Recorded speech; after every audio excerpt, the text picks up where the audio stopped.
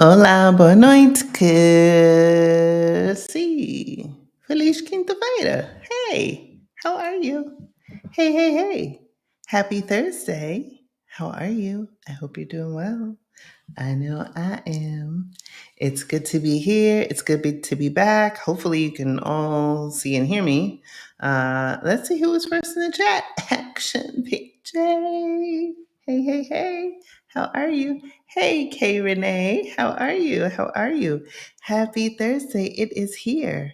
We are almost to the end of the week.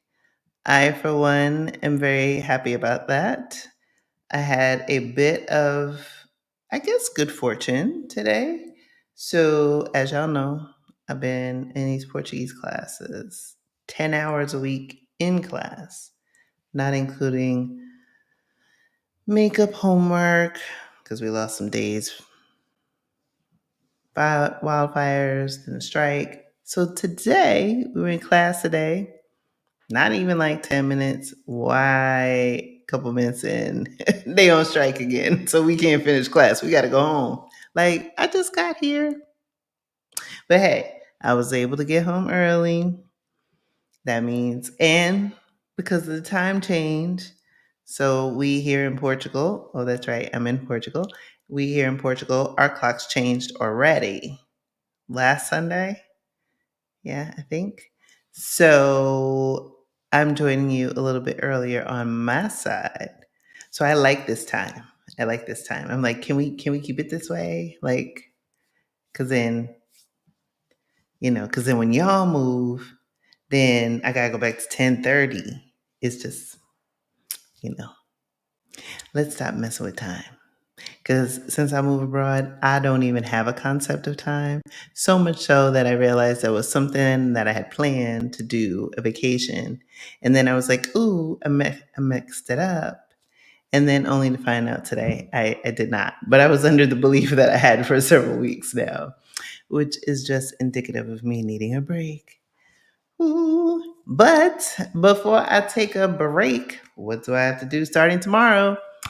The Move to Portugal Virtual Summit. So hopefully you all have your tickets.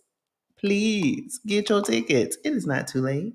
The Move to Portugal Virtual Summit is co hosted by myself and our friends at Our Black Utopia. And yes, we are excited. We have a phenomenal lineup of speakers, excited to share their brilliance. We have attorneys covering immigration, setting up a business. We have people talking about their lived experiences in different parts of Portugal.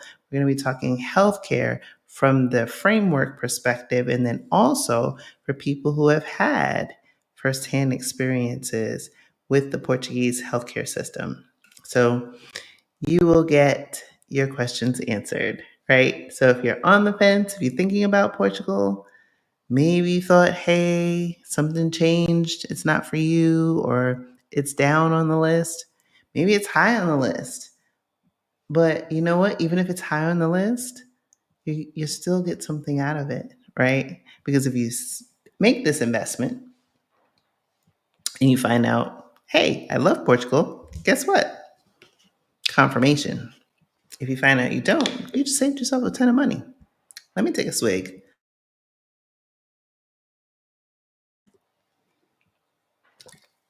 I feel like I've been talking all day, but I probably wasn't. I was practicing my Portuguese.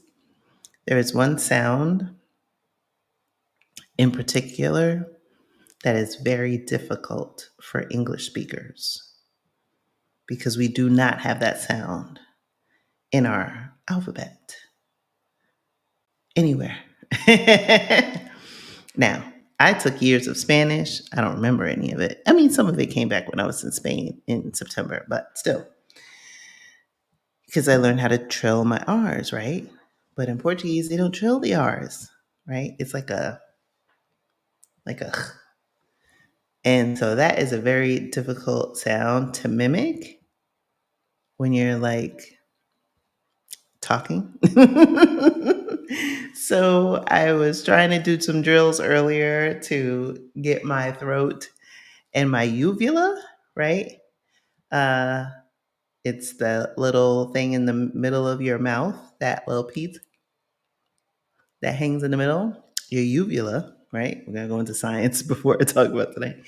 That has to like do a little dance. It's gonna take some practice.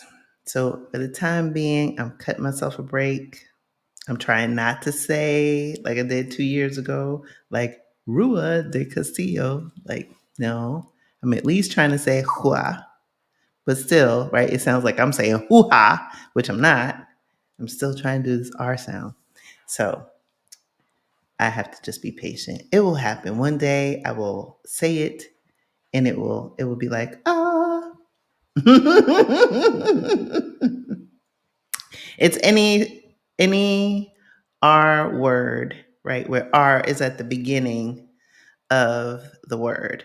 And as an English speaker, we say R like right? Regular but if it's at the beginning of a word, like chapash, right, which would be boy, um, it's an R, but it's almost like an H ish kind of sound. So they had us doing these exercises like like you're gonna cough up some phlegm, right? And I'm like, but eventually it's gonna, sound right. But for now, I'm just like I have to be conscious, like don't say not don't say rapaz. So we take one more swig. Try not to do too many sounds. But other than that, Portuguese class is going well. Supposed to have a test next week, but guess what? The strike is possibly going to mess up that test, which is actually a good thing because we have the Move to Portugal Virtual Summit this weekend. So who got time to study? Oh. So big announcements, right? Move to Portugal Virtual Summit. Hope you have your ticket. Get your ticket. Let's see, what else do I want to share with you? I'm going to drop the link while we're yapping in the chat. And yeah, Arabic, that's another language. I actually feel like I could be a polyglot. I love learning. And I also think because I meet people now who regularly who speak 3, 4, 5 languages, I think it does really great stuff for your mind, keeps your mind sharp. So who knows what the next language will be after this? Maybe it'll be Spanish. Maybe it'll be an Asian language. Maybe it'll be Arabic, a Middle Eastern language. I don't know. Who knows? But it'll be something. So yes, Move to Portugal Virtual Summit. We still have 3 spots left for Nomad Noir Fall. Spring is all sold out. Sold out. So once the dust settles from the Move to Portugal Virtual Summit, well, if you are attending the summit, you'll see the link. I'll be adding that tomorrow for Nomad Noir for those of you who are interested in registering for the fall. I will do that. And I might convert the 2025 list to 2026, but I'll probably do that after we sell out of 2025 because we will have Nomad Noir 2026. It's so weird. I was just walking Bailey when I was downstairs and I'm like, oh my gosh, tomorrow's November. And then I was like, it's my second November in Portugal. My second November abroad. Yay. And then there's some big things happening next week in America.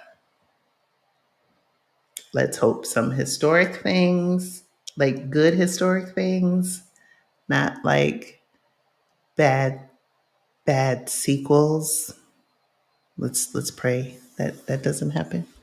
But again, just a reminder here, I voted many weeks ago. Yes, I voted.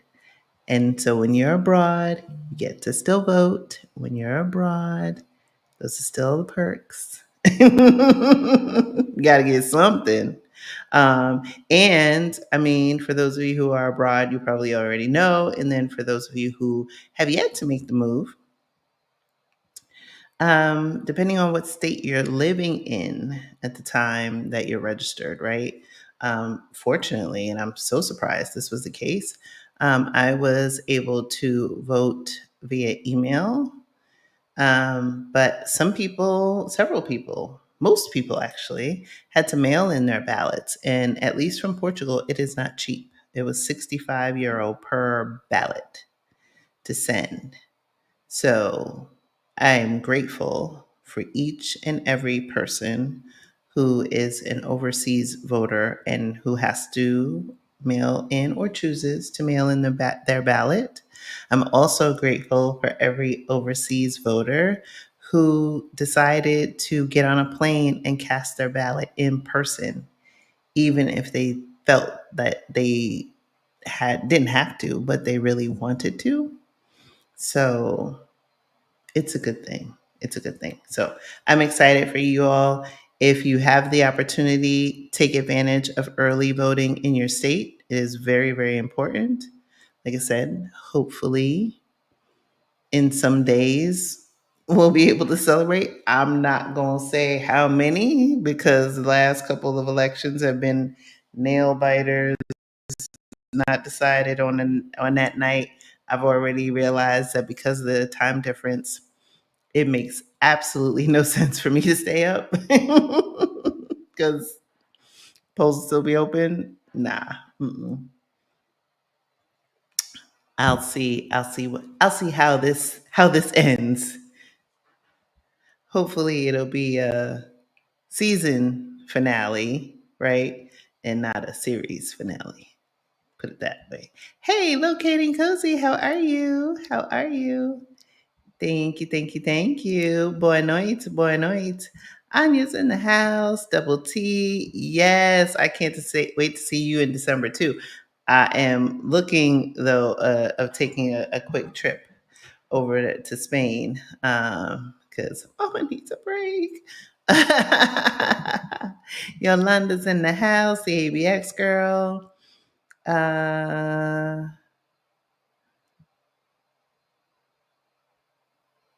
I'm just reading these. What? Oh my gosh. Whoa. I am so glad you're okay. Wow. Oh my goodness. Rest, rest, rest, and get well. Get well. Oh my goodness. Sending positive vibes. Hey, how are you? Hey, Jesse. How are you? Wow.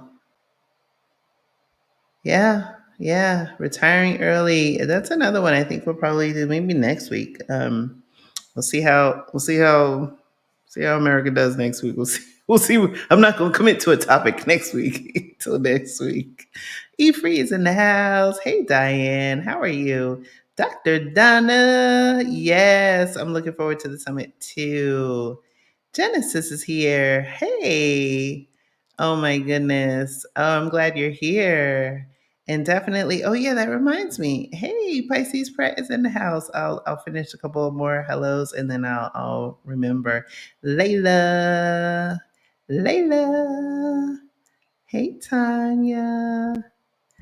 She's doing well. I took her for her doctor's appointment yesterday. She had to have a bunch of tests. She was not happy. Um, and then but surgery is next Wednesday. So pray for my little fur baby, please. Um, yes. Hey, hey, hey, Joyce. Uh, oh, nice. That's great. Uh, yes. That's wonderful. That is awesome. It's great to create those memories. It's very, very important. So yeah, I'm excited. Like I said, we have the summit this week. I have an event coming after.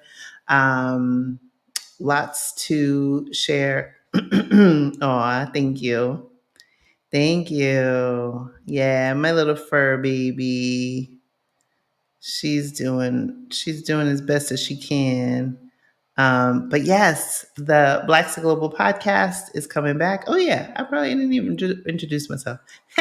Okay. I'm Krishan Wright, founder of Black to Global, host of the Black to Global podcast. If you're a Black person, you want to move abroad, I'm your girl. Hey. So season 7 is coming along quite well. I'm excited. 2 episodes in the can. Hopefully, whenever I get some downtime, I'm going to start editing them. And then, yeah, so the goal is oh my gosh, I can't believe tomorrow is November. By the end of, no, maybe I'll give myself a little bit extra time. By mid-December, I won't be done recording because I'm never done by then, but I'll be halfway done by then, and ready to be back in your ear on January 6th of all dates, 2025. So yes, we will be back in January, season 7, and then also celebrating year 5 of Black Sit Global. So hard to believe that 5 years, next year it'll be 5 years old, that 5 years went by like that.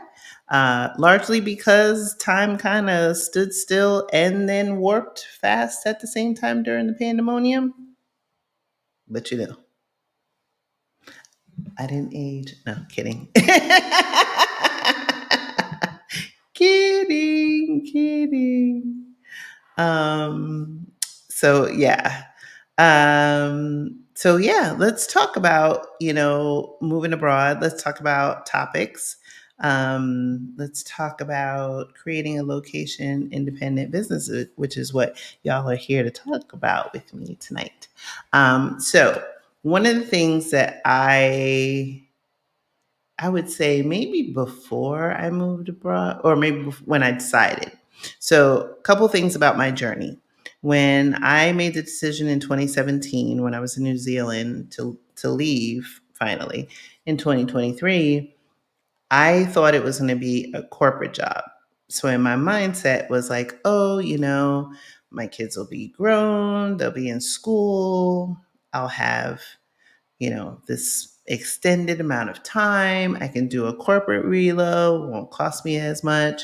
I also, figured, oh, because I won't have, all of those responsibilities of child rearing, that I can work Googob's amount of hours and, climb the corporate ladder and fast forward all those years, right?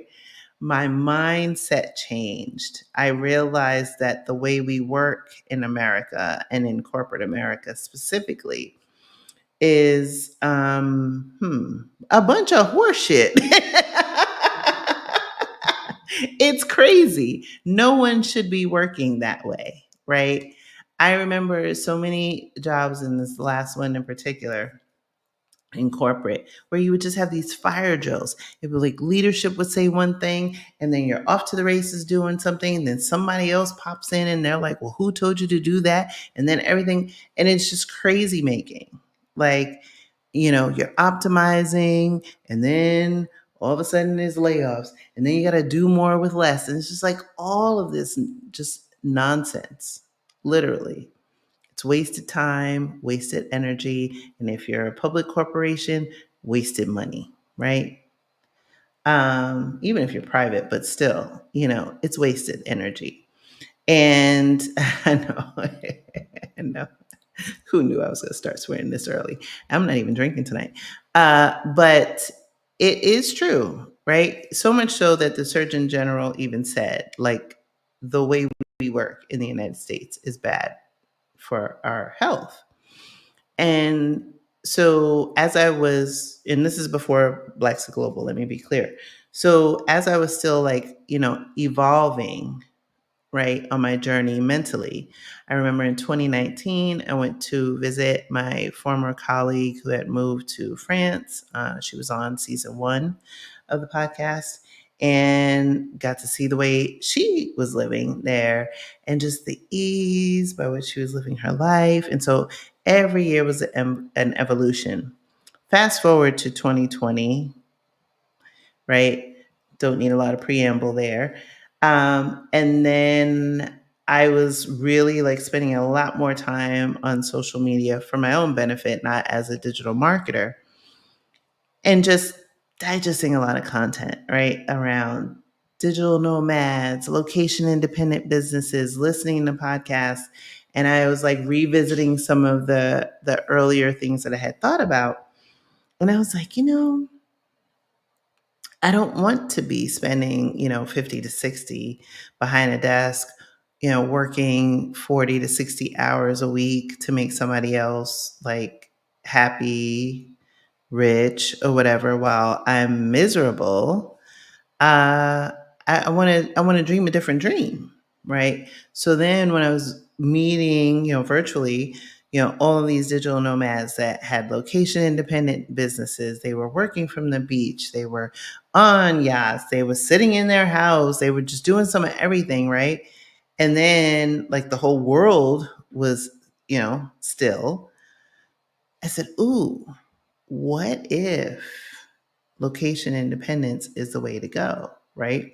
Work from anywhere, make money anywhere, right? And then when you start to see how the cost of living in one country can vary greatly for the same items, I started to realize and free myself from, oh, it doesn't have to cost, fifty to $70,000 a year to run my household, right? Like I can do that for maybe 25 or 35,000, right?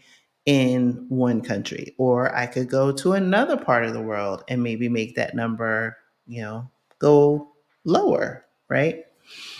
And so, therefore, you don't need to make as much, right? But what you need to do, and that's what we'll go into the tips, is free yourself from the confines and the constraints of a 9 to 5, right? Because once you break free of that paradigm, and I'll always go back to that matrix analogy, is like, you take the blue pill or the red pill, right?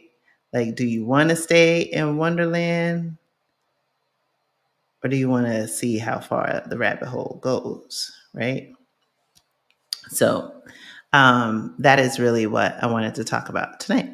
So how do you start? So, lately I've been doing this like 1 to 10 things. So we got 10 tonight. So yes, first identify and build on your skills. Here's the thing. So many times, and it's that we're conditioned to think that our skill set is unique to the job that we are currently doing, right? You look at a job description on LinkedIn, Indeed, one of those other things. You look to see how much of what they're looking for aligns and with what you already know. That's not the way you really should be doing it. But aside from that, your skills, talents, expertise, and abilities are not your employers. They belong to you. You. And nobody goes into a job or comes into this world knowing all the things they need to know, right? If you're looking at a job description, you know that you can do 80, 70, shit, even 60% of what they're asking, you're already on the wrong path, right? Because you're supposed to have something that you can grow into. But say you're good at accounting or project management, or in my case, digital marketing, right? Figure out how to take those talents and skills and abilities and figure out where you can monetize them if that's your, want. But sometimes people take jobs that they know how to do, but they're not passionate about. So then the question is, how do you align your passion with a skill set that allows you to leverage that in your business to be better? Maybe you're not passionate about project management. Maybe you're passionate about something else, but those project management skills can help you in another key area of your business. So you also need to choose the right business model. And this is where I see people get tripped up. Um, there are a lot of different business models. Some people want to be freelancers, right? They don't want a set schedule. I've done contract work, I've done freelancing. You can make a lot of money in both of those instances. You can work for 2 years, you can work 3 month contract. A lot of those that I saw in my former field were relieving someone's maternity leave, or a disability leave, or maybe you just want to work for a short amount of time because you really don't want to deal with other people's stuff, right? And I think one of the beautiful things about that is, and I actually, that was also a mindset shift, was there was one contract in particular that I was working on, and this guy, and he wanted to do like everything, even the things that were in my wheelhouse, even though he was a scientist as a marketer. And so every idea, oh, no, no, no, I'll do it. And then I was like getting so frustrated. And then I realized it. I was like, ooh, I'm thinking about this all wrong. Because I was thinking in my employee hat of, I need to talk to this one about this. This isn't right, blah, blah. And I'm like, oh, hell, I don't give a shit what this man does. Either way, I'm going to send these jokers an invoice at the end of the week and I'm going to get paid, regardless of whether or not you implement one idea that I had. So if Scientist Boy wants to play digital marketer, go ahead, boo boo. It's okay. I'm gonna still get paid at the end of the day, and I'm gonna get paid more than you because you're salaried. But it was a mindset shift, right? Sometimes you have to think about, like, what is it that you want to be part of your end game, and what's going to be a sustainable business model, right? And so that is one area that you definitely need to think about, because sometimes, like I said, people can think, oh, I want to go back and I want to create like a location independent business, but they don't know where to start, right? You might have something that you want to create, a digital product. This actually came up in group the other day. And so you think about what's the best way to leverage your expertise if you wanted to do online work into a digital product. Maybe you want to create a course, right? You need to do the work to understand what your client is, your end client, what their needs, wants, desires are, and how your product or service is going to fill that void. And then how best to reach them. We've gotten so conditioned with marketing to think that social media is the only way to go. You need to serve them ads and, all of this stuff. But what if your end user, what if your avatar, your ideal customer, right, doesn't like ads, has ad blockers on, right, actually gets their information from YouTube or podcasts or other things, right? So your job is going to be to understand that and then design your business model to support that, right? Okay. Let me go switch over to the comments real quick. Uh,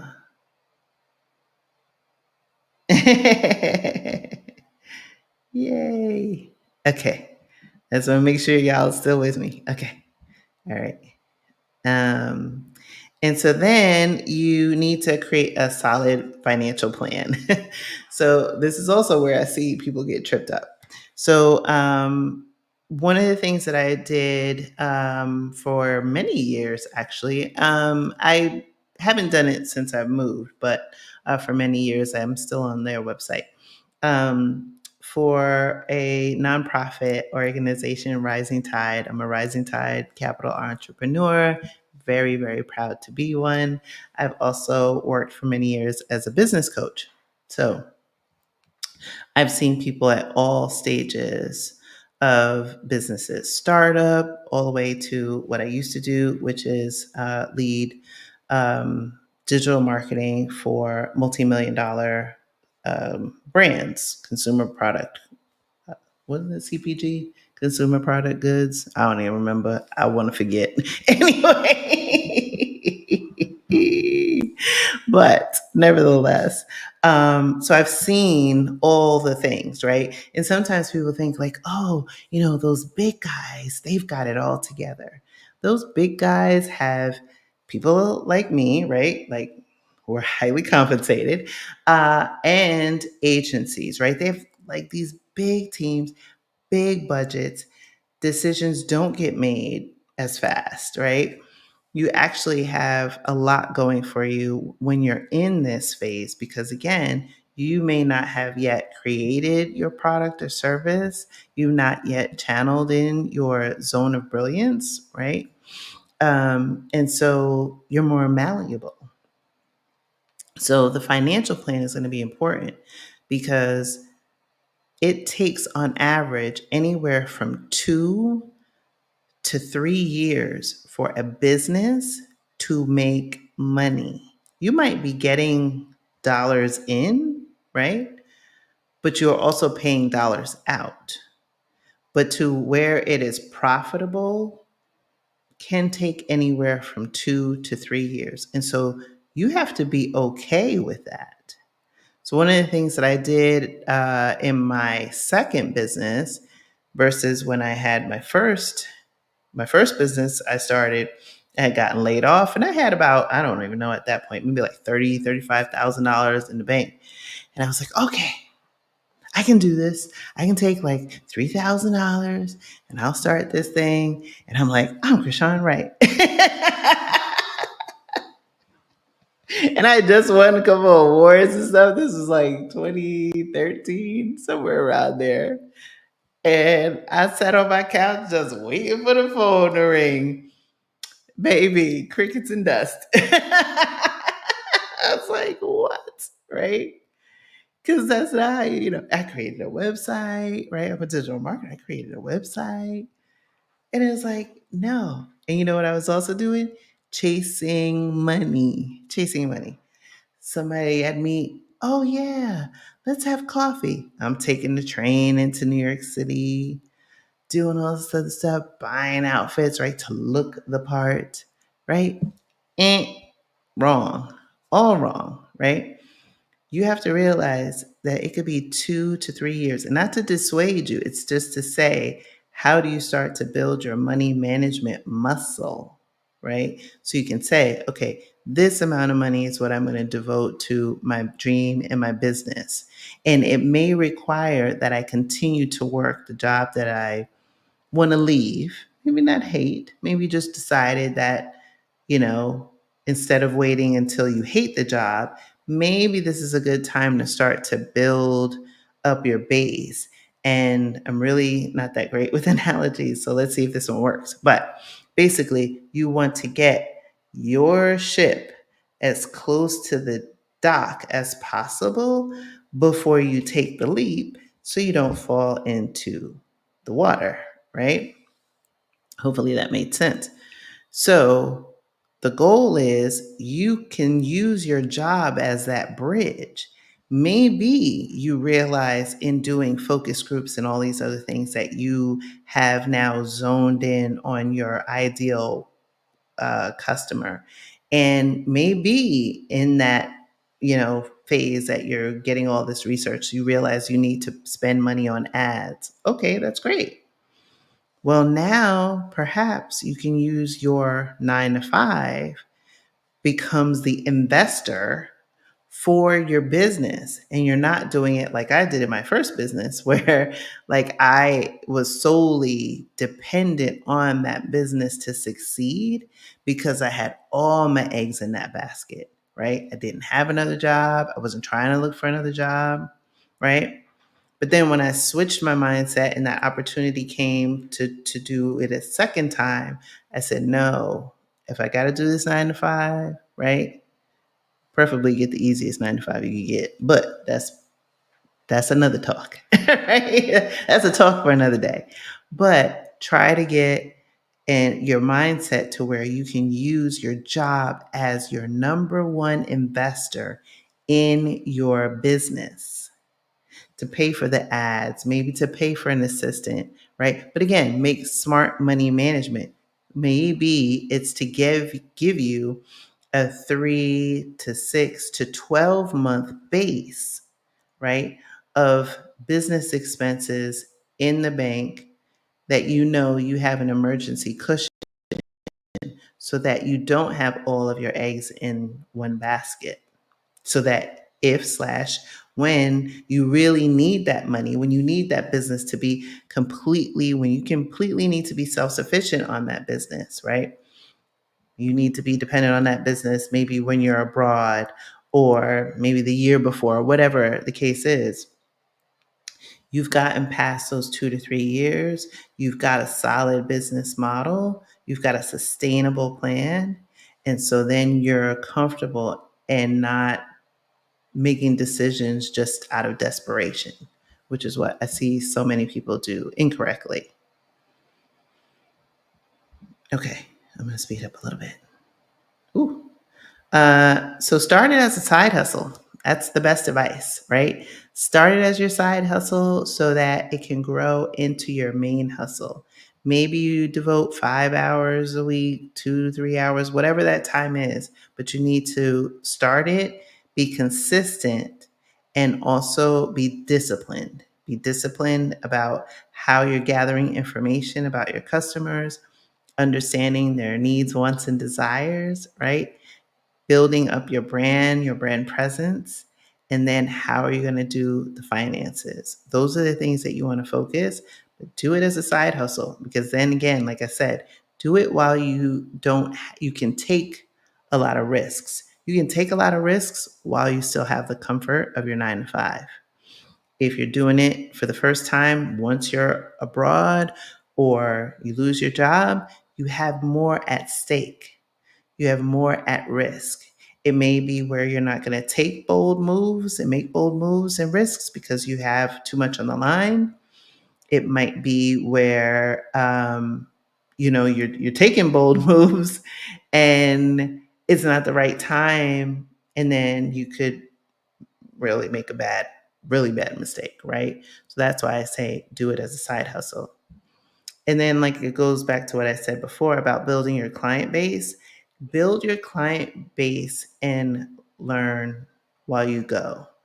Sometimes people think they need to have the brand that everybody talks about on their lips all the time. It doesn't start overnight, right?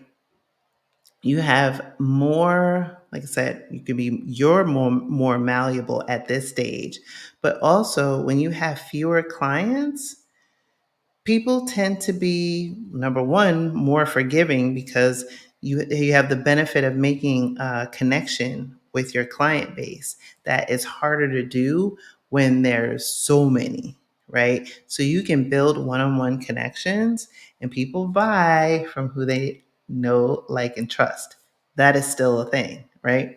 So when you're at this stage, it's easier for you to ask, how could I do this differently? Um, Ask those questions that help you get the right answer to sharpen your plan, to sharpen your product, to sharpen your service.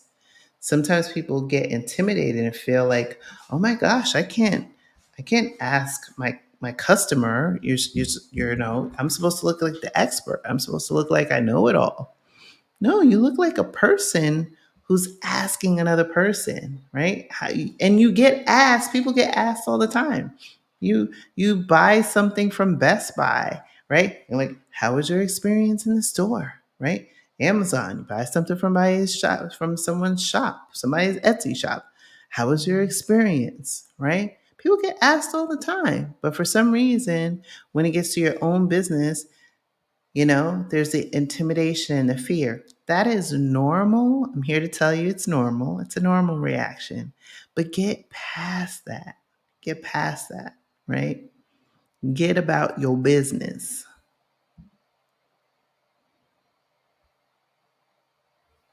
Hey, my brother just entered the chat. How are you? Hey. Yolanda asked, what are good location independent businesses to start where you can earn a high income while living abroad? That depends on a high income, and not everybody needs one. Um, it depends. It all depends because I would say it's a good question. Do you need a high income to sustain your life abroad? Maybe you might need it because you have obligations back in your home country. You might need it because you chose a higher cost of living country like a Switzerland or a Sweden. Um, but I would caution you against going for a high number just for the sake of high numbers, right? Because sometimes I've seen where people move abroad for whatever reason that they have, right? I always say, know your why, but then still get caught up in the programming from America. Oh, you've got to be productive. You've got to have a main hustle, a side hustle, a this, that, and the other. And they're working just as hard or at the same pace and rate as they were in their home country. The only thing that changed was geography. Mm, that might be okay, but I like, you know, long walks on the beach, watching sunset, drinking sangria, that type of stuff. Right? So if I have enough money to cover my lifestyle and go on vacations, I'm good. So that's why I say it's like your move abroad is really your opportunity to wipe the slate clean in many respects and to do things differently. And so I wouldn't say that there's a one path. I would challenge you to think about why you need that and what you want out of your new life.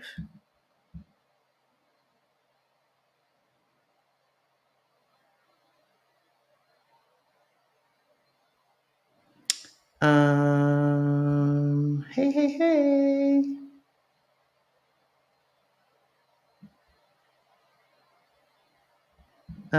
Let's see. Number 6. Learn the essentials of running a business. So I talked about Rising Tide before. I'm a Rising Tide capital entrepreneur. If you're in New Jersey, and I think they still have a satellite office. I know they were branching out, but that's a great organization.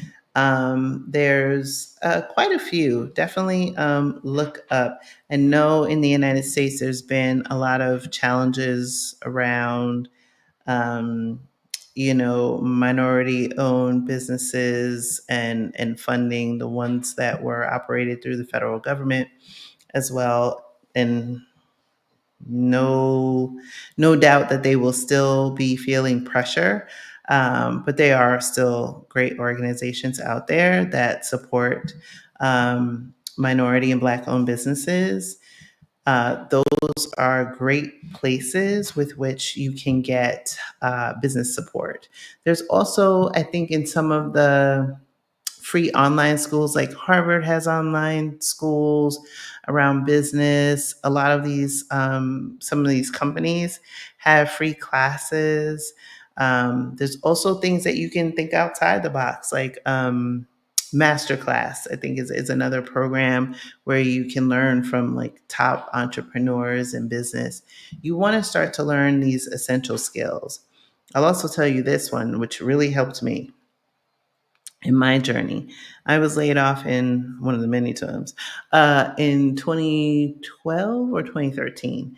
And unemployment actually paid for me to go back to school and get a mini MBA, which I got in digital marketing. And it was a mini MBA, it was from Rutgers University. And I leveraged that into my multiple 6-figure career, right?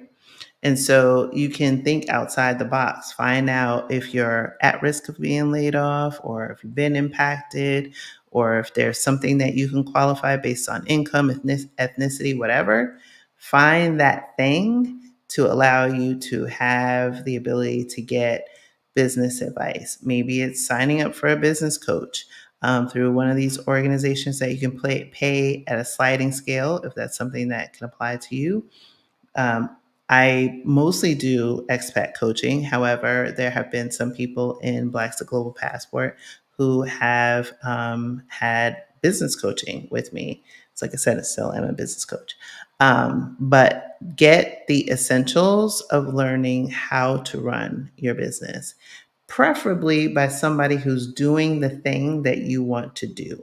That's going to be probably the best advice that I can give you in that area, because they will be usually more willing to share the things that they would have done differently if they had to do it over. They're willing to share sometimes, resources and point you in the right direction, maybe of mentorship and support, particularly if you're not in their market, right? But I would say mostly people who are okay with that tend to be abroad. But like I said, it doesn't hurt to ask. And then establish reliable income streams. This one is a little tricky. If you spend your time on the socials where they say your business is supposed to have like 20 different income streams, it's like, really? When are you supposed to sleep? When you're dead? I don't understand that. I would say have reliable income streams. Why do I say that? If you are transitioning to a location independent business, any business out there has seasonality. I'm going to say that again. Almost any business out there has some sort of seasonality. What does that mean? You may have a business where, let me give one example. Oh, I know. So once upon a time, I used to work on Advil respiratory brands, right? Well, that meant that the brand was on, right? On from a media perspective during allergy season. Because if it wasn't allergy season, what's the point in running ads and doing all these things, right? So sometimes, based on the product or service, you have a season which might be the season where you make the most amount of money. If you have an Airbnb and you live somewhere like, I don't know, Ibiza, Spain, right? Well, you're going to make the most amount of money during the summer, and you may not make any more money or as much money in your Airbnb on those other months. Does that make sense? So just understand that there's ebbs and flow in the business based on certain cycles. Why is that important? Because you may, and most people, have bills like every month. So, how are you going to structure your business that, hey, what if I only make most of my money during the first 3 months of the year? How do I pace myself to make sure that I'm sustainable to support myself and my business for the remaining 9 months?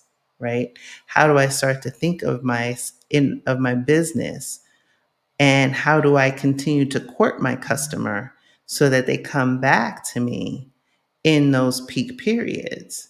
What do I need to know from a competitive landscape perspective if this is the seasonality of my business as well as other people in my competitive set, right? Just those are the things that you have to start thinking about when you think about income streams. What are the reliable ones? What are the ones that are going to hold you over in those cooler months, let's say? And then how do you feed the hot hand in those warmer months, in the warmer seasons of your business, right? Do you need to ramp up support to sustain that business model, right? If you're in a peak season of your business, do you need to pull in extra support, seasonal help? But that's also a thing to think about. Maybe you get to a point where you want to add and bring somebody on board.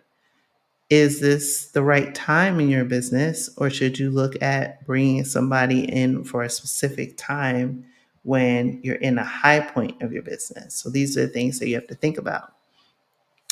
Income streams can come in many forms. It could be affiliate marketing, could be subscription model, can be digital products, which we mentioned earlier. It can be courses.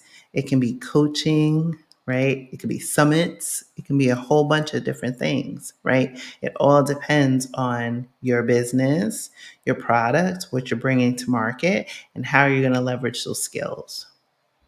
Okay, I see a lot of comments, so I'm going to go back over here and see what y'all talking about. Um,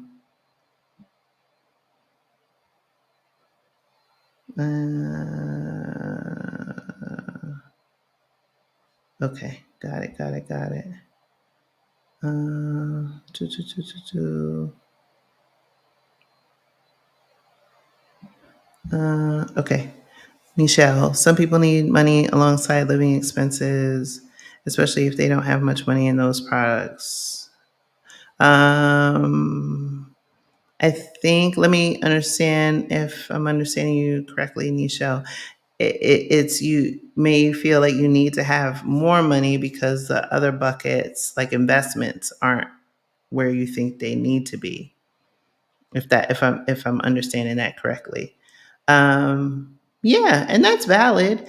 Um, there's a couple things I could say on that, right? So, for example, this is something that I'm trying to work through. It's a mindset shift for me, where I've built a good base in my investments, and deciding whether or not I'm going to tamper down and deprioritize that or stop it altogether, right? Because the base is sustainable, right? So there are a bunch of ways you can scenario plan that. I use compound interest calculators. There's one by investor.gov that's really great. And so you can plug in your existing numbers, use it to forecast the gap, say 10 years or whatever the case is, and see how your investments do and if you're okay with those numbers. You can also think about your drawdown strategies. And so, say you're pulling 10,000 a year from your investments and you need 30, maybe your business only needs to make 20 to fill that gap, right? So rather than thinking you need to be pulling down 30,000 a year, maybe there's a way that you can use it as a bridge and start to play with the levers a little bit. But yeah, it's a valid question. And like I said, I think that goes back to what I mentioned earlier about like what is the sustainable model? Is it freelancing? I know that if I get in a pinch financially, I may not want to do it, but I could always take on contract work, right? Take on contract work for 3 months, 6 months, whatever the case is, get cash injection, and maybe there's a year that you may want to do that so you can plug in a hole or make a catch-up contribution or something. There's nothing wrong with that. Not at all. And you can do that in addition. Maybe you do a contract role where you're working 10 hours a week for double or triple what your base rate was as an employee, and then you still have time to nurture your location independent business. There's a lot of different ways you can do that. That's a great question. Yeah. I'm so addicted to the soft life that when I'm like doing like school stuff and other things now, I'm like, ooh, 2025 is a year I'm going to be doing a lot less.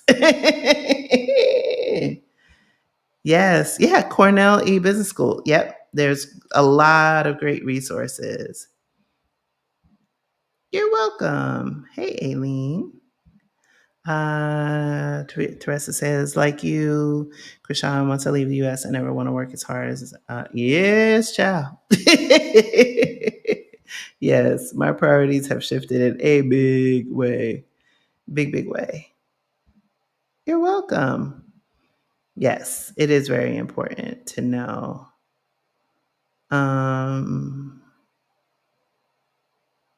Hey, late to the party, but right on time. Let's see, where did I leave? Okay, number 7.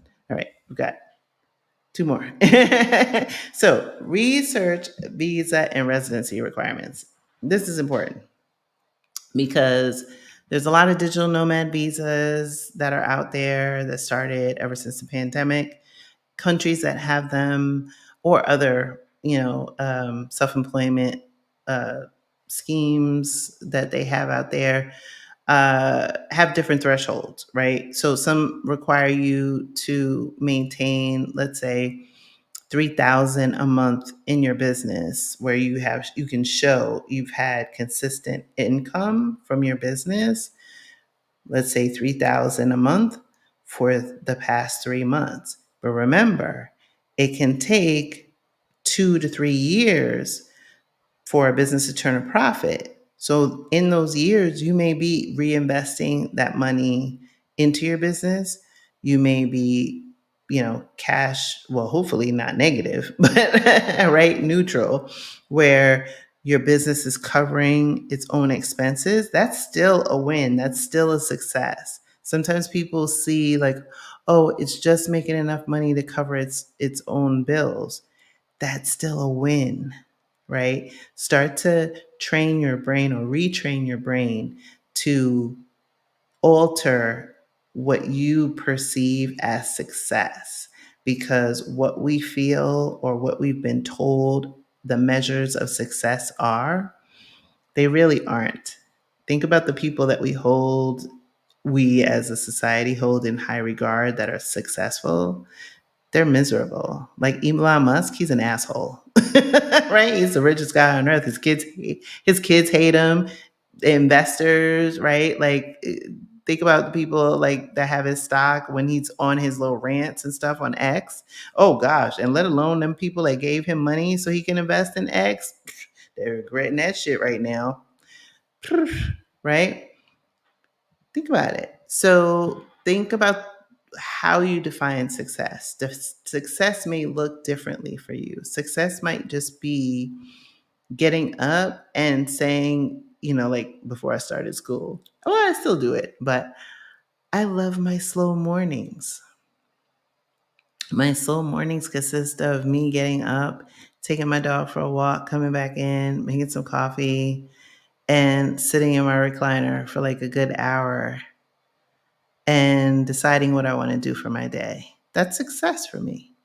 Success is a week where I'm not super busy and can also take a bath on a Sunday and, relax, right? Haven't been able to do that for a couple of weeks now, right? But I'm looking forward to that. Like, what are the things that to you define success?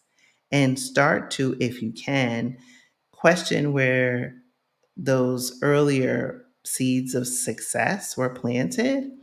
Start to decouple. Start to think about the things that are really important to you. Like, is it quality time? Is it alone time?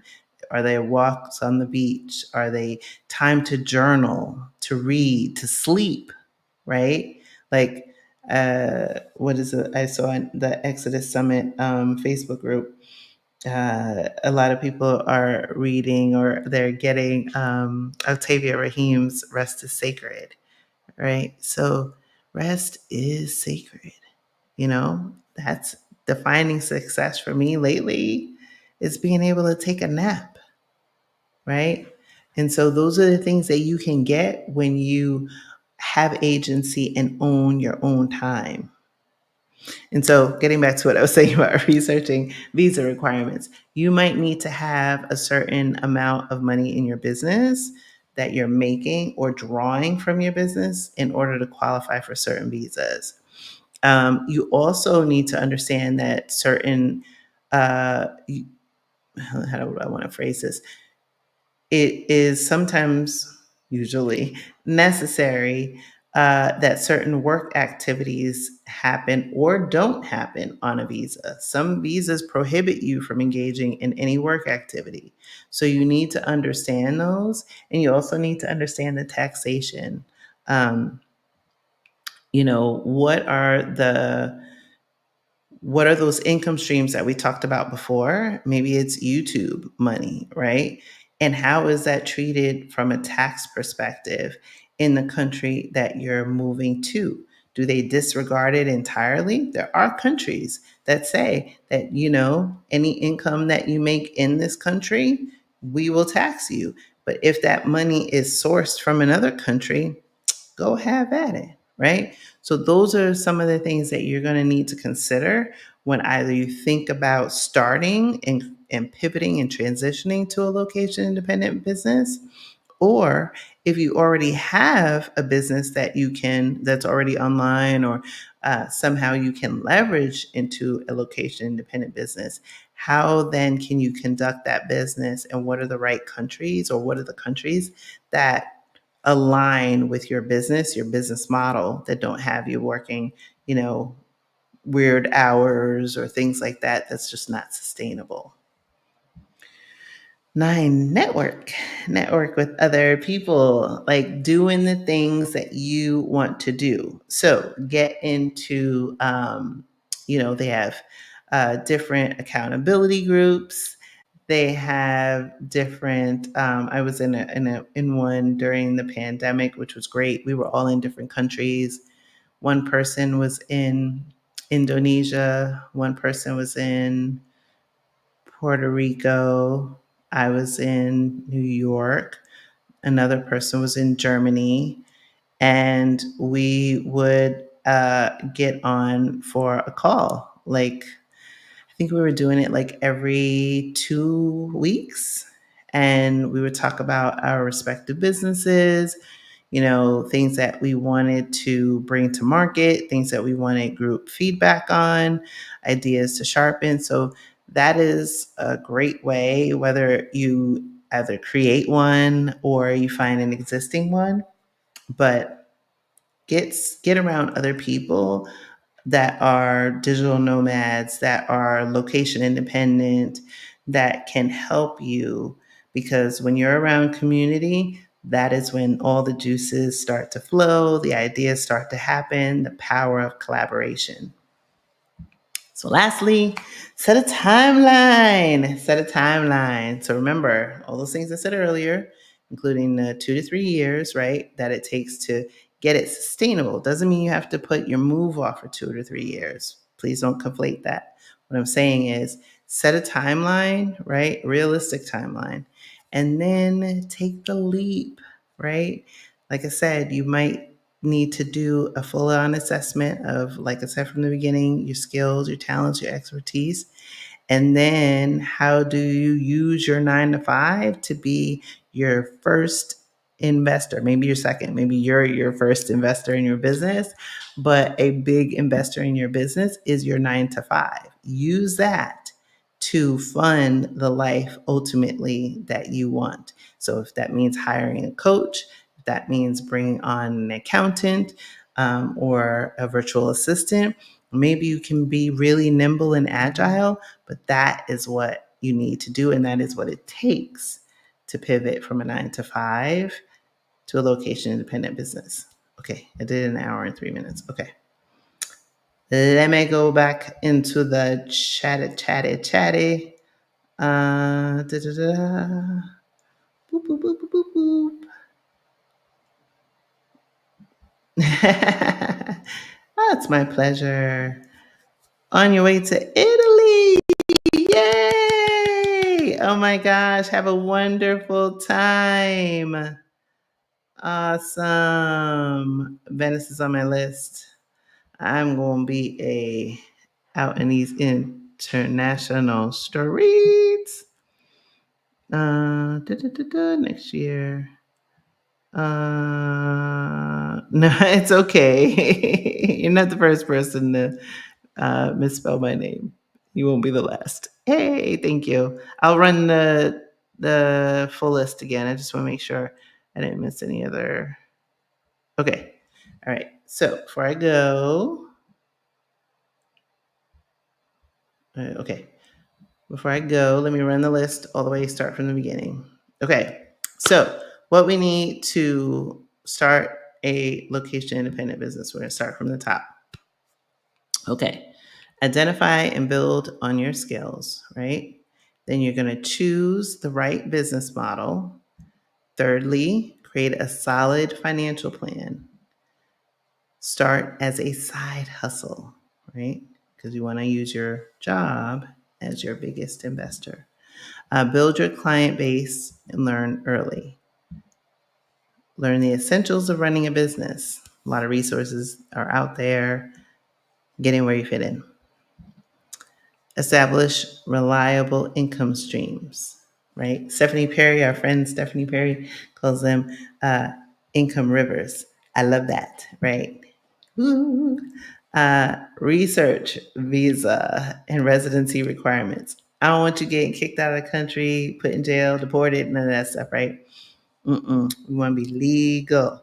And network, right? So many times in the US, we're so close handed. You don't want to tell anybody our ideas because they might steal them. They might think I'm competition and all this other stuff.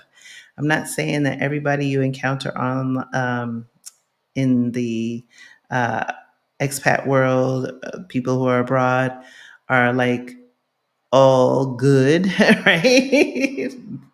Scammers be existing everywhere too, even in these international streets, right? But what I am saying is that you'll find more people who the people who have chosen this life oftentimes are business owners, right? And so great people to connect with who you can learn from, right? And it also helps lessen the isolation that you might feel as a solopreneur.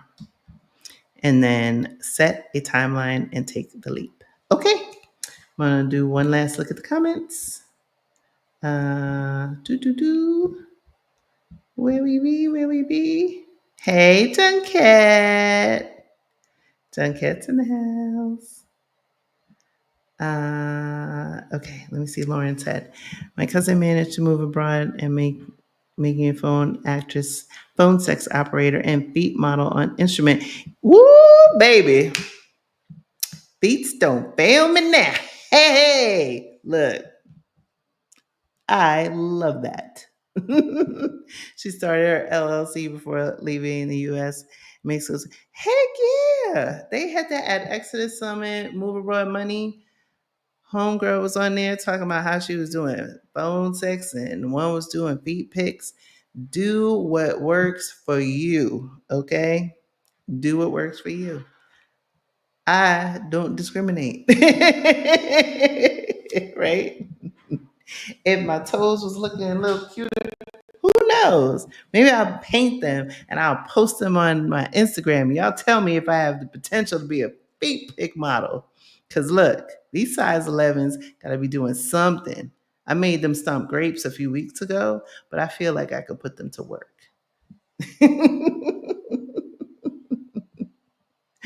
All right, y'all. This was fun. I hope it was really helpful. A little lighter topic. Hopefully, when I come back on here next Thursday, I don't know. Maybe we'll have something to celebrate. Maybe we'll just be commiserating in our misery. I don't know. I don't know. But nevertheless, I'm going to send positive vibes. Do the right thing on Tuesday. Vote, vote, vote. Vote, vote, vote. Right? And yeah, hold your loved ones tight. It's gonna be a challenge, right? But like I said, be safe, be well, yoga bliss dance, have fun in Italy. All right. And y'all, always fun with y'all. Always fun. So be safe, be well, and I'll see you next week. Ciao, ciao.